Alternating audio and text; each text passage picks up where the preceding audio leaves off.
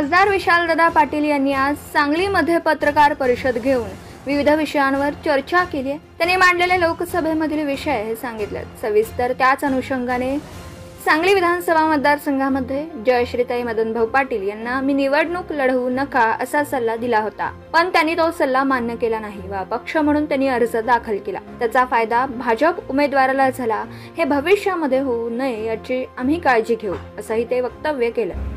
सांगली विधानसभेला जयश्रीताई वहिनी यांनी निवडणूक लढवू नये या मताचा माझा त्यांना आग्रही होता की निवडणूक लढवू नये।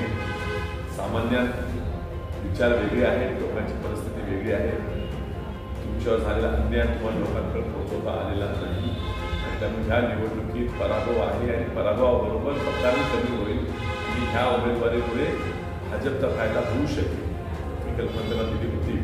आता खूप प्रयत्न अगदी शेवटच्या क्षणापर्यंत राहिला की ते निवडणूक त्या उभ्या राहू नये।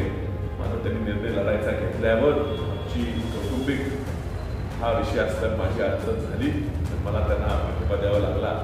मात्र ह्या ठिकाणी काँग्रेस पक्षाचा आणि अपक्ष दोन्ही पराभूत भाजपचा फायदा झाला याबद्दल निश्चितच माझ्या मनात खंत आहे। विश्वास पाटील या ठिकाणी पराभूत झाले आणि त्यामुळे त्यांच्या मनात नाराजी असते, स्वाभाविक आहे। त्यांची नाराजी समजून या पुढच्या काळात अशा चुका होऊ नये आणि ह्या ठिकाणी काँग्रेस पक्ष बळकट करण्यासाठी जे काय करावं लागेल ते करण्यासाठी माझं सर्व सहकार्य ह्या सर्व मंडळींना असतं।